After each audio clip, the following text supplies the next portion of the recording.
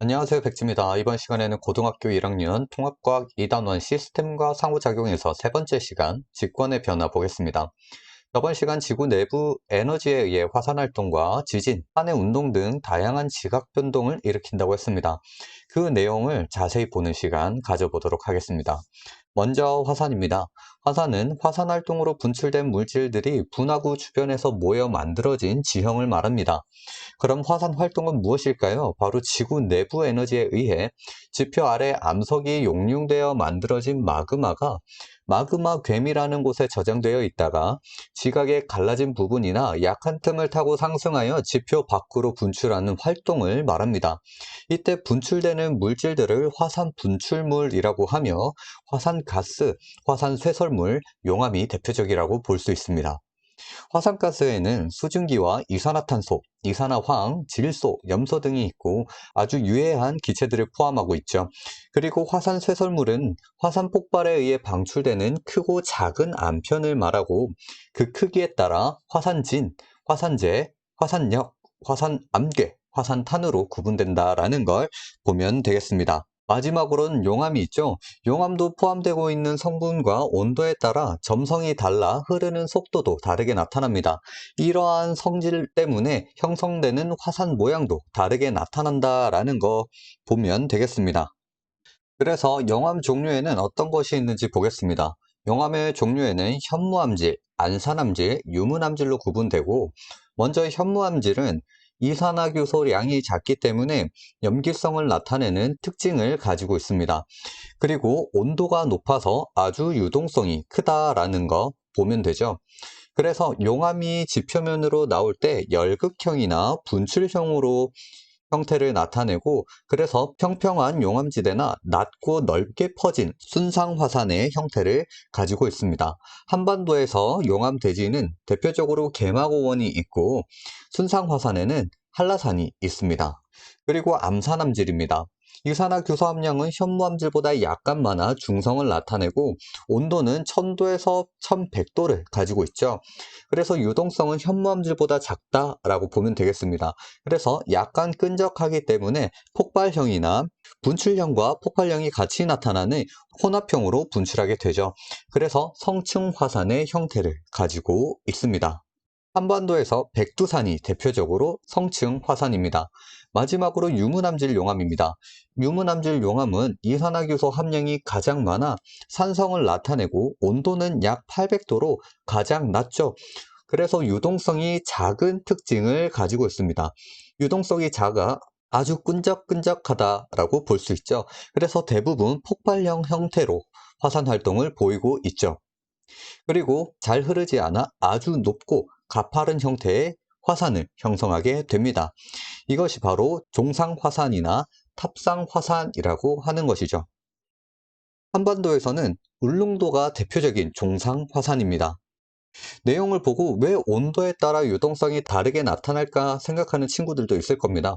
그때는 초콜릿을 생각하면 되는데 온도가 높은 초콜릿은 부들부들 아주 잘 흐르죠. 하지만 온도가 낮은 초콜릿은 조금씩 굳어 유동성이 떨어지는 것과 같은 원리라고 보면 되겠습니다.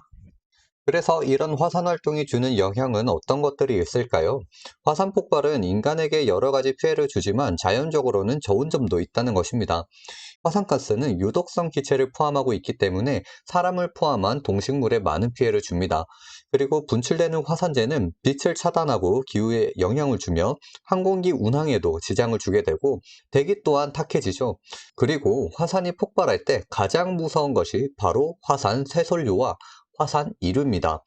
화산 쇠설류는 화산 쇠설물이 고속으로 분출되는 현상을 말하는데요. 이때 쇠설물들은 아주 높은 온도를 가지고 있어 휩쓸린 자리에 있는 생명체는 절대로 살아남지 못하게 됩니다. 또한 피하고 싶어도 아주 빠른 속도를 가지고 있어 너무 가깝다면 도망가지도 못하죠. 그리고 화산 이류는 화산 쇠설물과 물이 섞여 산 밑으로 빠르게 흘러가는 것을 말합니다. 물이 섞였기 때문에 일반적인 쇠설물보다 점성이 낮아 훨씬 더 빠르게 흘러 더 많은 피해를 주게 되죠. 하지만 이런 화산을 이용하는 경우도 있다라는 것입니다. 화산이 분출하고 어느 정도 시간이 지나게 된다면 토양이 아주 비옥해지고 다양한 생물들이 서식할 수 있는 장소를 제공합니다. 그리고 화산 주변의 온천 개발과 발생하는 열을 이용해 즉 지열을 개발해서 대체 에너지를 만들기도 하죠. 또한 지각 깊숙한 곳에서 폭발해서 나왔기 때문에 다양한 광물 자원을 활용할 수 있게 됩니다. 그래서 화산을 보았는데 혹시 용암이랑 마그마랑 같은 거야? 라고 생각하는 친구들이 있을 것 같아 간단히 설명하겠습니다. 용암은 마그마에서 기체 성분이 빠져나간 물질을 말합니다.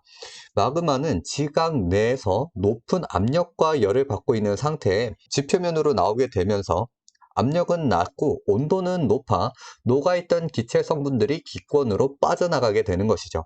그래서 마그마와 용암의 성분 차이가 있다라고 보면 되겠습니다. 이번엔 지진 보겠습니다. 지진은 지구 내부에서 축적된 에너지가 지진파로 방출되면서 땅이 흔들리는 현상을 말합니다. 지진은 보통 단층이 생기거나 화산이 폭발할 때 발생하는 것이죠. 그래서 지진이 발생한 지점을 진원이라고 하고 진원의 바로 위 지표면을 진앙이라고 합니다. 둘 차이를 꼭 알아두면 좋겠죠. 그리고 강한 지진이 발생하게 되면 건물이 붕괴되거나 도로도 파손되고 산사태, 그리고 바다에서 지진이 발생하면 쓰나미가 발생하기도 하죠. 그래서 지진을 표현할 땐 두 가지가 있습니다. 먼저 규모는 지진으로 발생된 에너지 값으로 결정되기 때문에 관측소에 관계없이 일정한 값을 가집니다. 하지만 진도는 지면의 흔들림이나 피해 정도를 나타내기 때문에 관측하는 관측소 거리마다 다르게 나타나게 된다라는 두 개의 차이점을 꼭 기억을 해주시면 되겠습니다.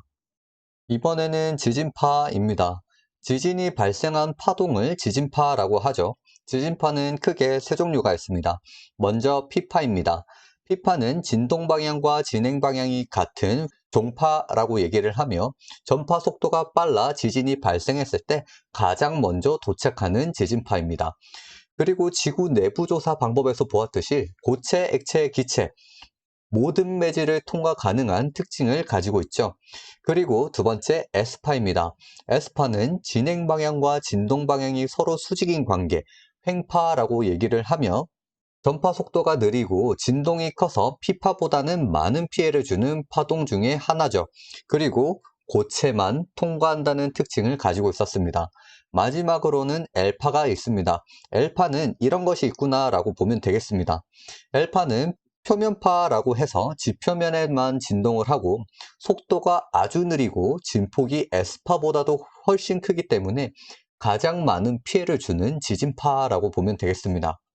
그래서 관측소에서 지진파를 감지하게 되면 P파가 가장 먼저 도착하고 그 다음 S파, 다음 L파가 마지막으로 도착하게 됩니다. 여기에서 P파와 S파의 도착 시간 차이를 보면 지진이 발생한 곳의 거리를 어느 정도 유추가 가능한데 지진이 발생한 곳에서 관측소가 가깝다면 P파와 S파의 도착 시간 차이, 즉 PSC가 크게 차이 나진 않습니다. 그래서 같은 곳에서 출발을 했다면 거리가 가까운 곳에 있을 때는 도착한 시간 차이가 크게 나진 않죠.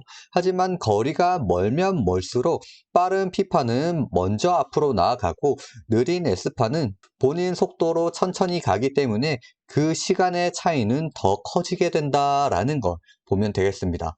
그래서 진원지에 가까울수록 PSC 차이는 작고 멀수록 PSC 차이는 커진다라는 것을 꼭 기억해 주면 되겠습니다. 그리고 우리 지구에는 화산이 발생하는 화산대와 지진이 발생하는 지진대가 있습니다. 두 곳은 발생하는 곳이 거의 일치하고 띠 모양으로 분포하는 것을 볼 수 있죠. 하지만 지진과 화산이 항상 같이 발생한다는 일반화를 하면 안 됩니다. 화산이 발생하는 곳에는 꼭 지진도 함께 동반하게 됩니다. 하지만 지진이 발생한다고 꼭 화산 활동이 동반하지 않는다는 점 꼭 기억을 해주시고 왜 그런지 뒤에서 보게 될 판의 경계와 지각 변동을 통해 알아보도록 하겠습니다. 먼저 판의 구조입니다. 우리 지구 표면은 크고 작은 여러 개의 판들로 덮여 있습니다. 각 판들은 1년에 1에서 20cm 각기 다른 속도와 방향으로 움직이고 있죠. 판은 지각과 멘틀의 상부를 포함한 단단한 암석권으로 구성되어 있습니다. 그리고 판 아래쪽에 멘틀 물질이 푸딩과 같은 형태로 있는 연약권이 있는 것이죠. 이때 이 연약권에서 일어나는 멘틀 대류에 의해 판이 움직이게 되는 것입니다. 중학교 때 배운 내용 중에 대륙 이동설을 주장했던 베게너 기억하시나요? 지구 대륙은 하나였고 이후 대륙들이 이동을 해서 현재의 모습을 형성하고 있다라고 했으며, 그 증거로 동식물들의 화석 분석을 통한 공통적인 서식 환경과 멀리 떨어져 있는 대륙들의 해안선 모양이 비슷하고, 현재는 빙하가 없는 대륙에서 빙하의 흔적이 발견되고 떨어져 있는 산맥들이 연속적으로 연결이 된다는 증거들로 주장을 했었죠. 하지만 가장 근본적인 그 큰 대륙들의 움직임의 원인이 무엇인지 밝혀내지 못해 빛을 보지 못했고, 그 원인을 찾으러 갔다 실종되어 사망을 하게 됩니다. 지금은 그 원인이 밝혀짐으로써 베게너의 이론이 받아들여지게 된 것이죠. 그래서 그림을 보면 다양한 판들이 존재하며 화살표 방향으로 이동을 하고 있다는 것을 알 수 있고, 그리고 화살표 방향을 통해 멘틀에서 대류가 어떻게 일어나는지도 알 수 있게 되는 것입니다. 앞의 내용을 바탕으로 판의 경계와 지각 변동 보겠습니다. 판의 경계에서 판들이 서로 갈라지거나 부딪힐 때 화산 활동이나 지진과 같은 지각 변동이 발생하고 다양한 지형들이 만들어지는 것이죠. 이렇게 판의 경계에서는 지층의 휘어짐과 끊어짐이 발생하는데 어떻게 되는 것인지 보겠습니다. 지층은 퇴적물이 쌓여 만들어졌고 층이 있는 암석을 말합니다. 그리고 지구 내부의 힘을 받으면 모양이 변하거나 끊어지게 되는 것이죠. 이때 지층이 지구 내부의 힘을 받아 휘어진 것을 우리는 습곡이라고 하는 겁니다. 그리고 끊어진 것을 단층이라고 하는 것이죠. 또 단층은 정단층과 역단층이 있습니다. 정단층은 지층의 양쪽으로 당기는 힘이 작용했을 때 생성되고, 상반이라는 것이 밀려 내려간 단층을 말합니다. 역단층은 지층의 양쪽으로 미는 힘이 작용했을 때 만들어지고, 이 상반이라는 것이 올라가는 모양을 하고 있죠. 그래서 지층의 모양으로 지층이 어떻게 힘을 받고 있는지 알 수 있게 되는 겁니다. 그리고 문제에서는 단층의 모양을 주고 정단층인지 역단층인지 구분하는 질문도 있기 때문에 우리가 그림에서 이런 형태를 나타내면 정단층, 그리고 이런 형태를 가지고 있으면 역단층이라고 생각하면 되겠습니다. 옆에 사진에 보면 이렇게 굴곡해지고 휘어 있는 것을 우리는 아까 습곡이라고 했고, 여기에서 이런 형태의 지층을 가지고 있죠. 그래서 이 단층은 정단층이라고 보면 되고, 여기에서는 이런 형태의 단층을 가지고 있기 때문에 역단층이라고 할 수 있는 것입니다. 이번엔 판의 경계입니다. 판의 경계는 다양한 경계면 형태를 나타내고 있죠. 먼저 발산형 경계입니다. 이름에서 알 수 있듯이 멘틀 대류가 상승하는 부분으로 판이 생성되고 그 생성된 판들이 양쪽으로 밀려나는 형태를 가지고 있습니다. 즉 새로운 지각이 만들어지는 곳이라고 할 수 있죠. 그래서 그 경계가 해양에서 발생하면 해령, 대륙에서 발생하면 열곡대라고 합니다. 해령은 새로운 해양판이 만들어지고 해저에서 산맥 형태를 가지고 있죠. 그리고 대류의 상승 부분에 열곡이라는 V자 형태를 가지고 있습니다. 그리고 그 열곡이라는 곳에서 화산 활동과 천발 지진이 함께 발생하는 것이죠. 그리고 열곡대는 새로운 대륙판이 형성되고 해령과 마찬가지로 열곡을 가지고 있지만 해령처럼 산맥 형태를 가지고 있는 것이 아니라 지면으로 이렇게 내려간 형태를 가지고 있다. 이런 열곡을 가지고 있다라고 보면 됩니다. 그리고 마찬가지로 화산 활동과 천발 지진이 발생합니다. 대표적인 열곡대는 동아프리카 열곡대가 있습니다. 아주 크게 존재를 하죠. 그래서 양쪽으로 서로 멀어지고 떨어지게 되는 것이죠. 이번엔 수렴형 경계입니다. 멘틀 대류가 하강하는 부분으로 두 판이 서로 가까워지고 밀도가 높은 판이 밀도가 낮은 판 아래로 들어가는 형태를 가지고 있죠. 해양판과 대륙판이 서로 가까워지면서 부딪히면 밀도가 높은 해양판이 밀도가 낮은 대륙판 아래로 섭입됩니다. 섭입되어 들어가는 곳에 해구라는 것이 만들어지고 두 개의 판들의 충돌과 마찰에 의해 암석이 용융되면서 화산활동을 통한 호상열도가 만들어지고 판들의 충돌의 영향으로 습곡산맥이 함께 발달하게 됩니다. 그리고 해양판과 해양판 충돌에는 밀도가 더 큰 해양판이 아래로 섭입되고 해구와 호상열도가 발달하게 되죠. 이때 판 아래로 섭입하면서 마찰이 일어나는 구간을 베니오프데라고 합니다.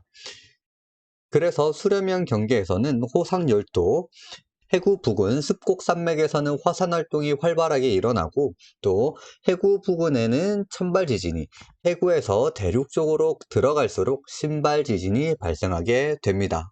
그런데 수렴형 경계에서는 무조건 화산활동이 일어나는 것은 아닙니다. 대륙판과 대륙판 충돌에서는 대륙지각들은 서로 충돌을 해서 습곡산맥을 만들고 멘틀의 상층 부분만 살짝 수렴되면서 화산활동이 나타나지 않는 것이죠.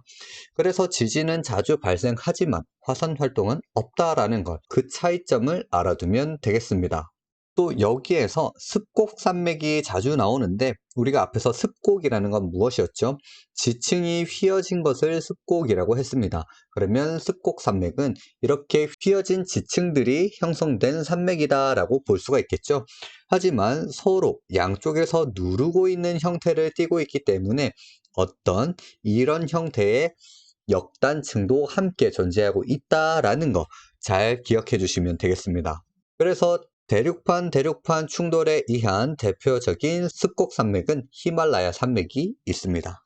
마지막으로 보존형 경계입니다. 판이 새로 생성되거나 사라지지 않는 경계로 이웃한 두 판이 서로 스쳐 지나가는 곳입니다. 그래서 이것을 변환단층이라고 하는 것이죠. 그리고 대표적으로 영화로도 나왔던 산안드레아스 단층이 여기에 해당됩니다. 변환단층에서는 서로 스쳐 지나가는 것이기 때문에 화산활동은 일어나지 않으며 표면에 가까운 천발 지진이 발생하게 됩니다. 그래서 산안드레아스 단층을 보면 북아메리카판에 있는 샌프란시스코 그리고 태평양판에 해당되는 로스앤젤레스가 있습니다. 서로 스쳐 지나가고 있는 형태이기 때문에 오랜 시간이 지날수록 큰 두 개의 대도시는 어느 순간에는 바로 옆에 있는 대도시로 가까워지게 될 것입니다.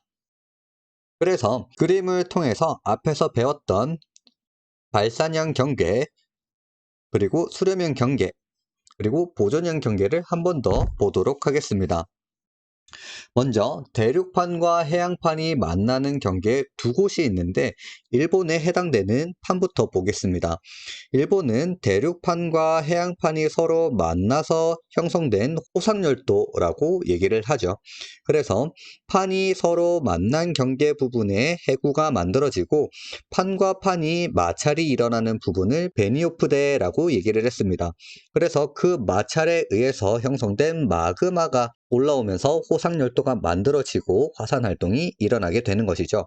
그리고 해구와 가까운 곳에는 천발 지진이, 대륙 쪽으로 들어갈수록 신발 지진이 발생하게 되는 겁니다.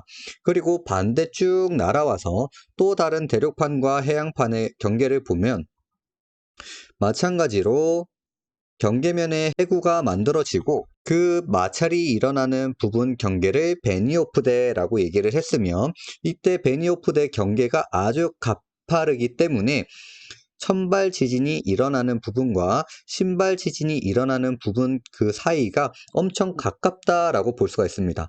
그리고 마찬가지로 습곡산맥이 만들어지는데 이때는 화산도 같이 만들어지게 된다라는 걸 볼 수가 있습니다. 이번에는 발산형 경계를 한번 볼게요. 바다 안쪽에 있는 발산형 경계를 우리가 해령이라고 했고 대륙에서 만들어지는 발산형 경계는 열곡대라고 했습니다. 이때 해령은 산맥 형태를 가지고 있다라고 얘기를 했고 대류가 상승하는 부분에 V자 형태의 열곡이 있다라고 했죠. 그래서 마그마가 올라오면서 새로운 지각이 만들어지게 되고 화산활동과 천발 지진이 발생한다 라고 했습니다.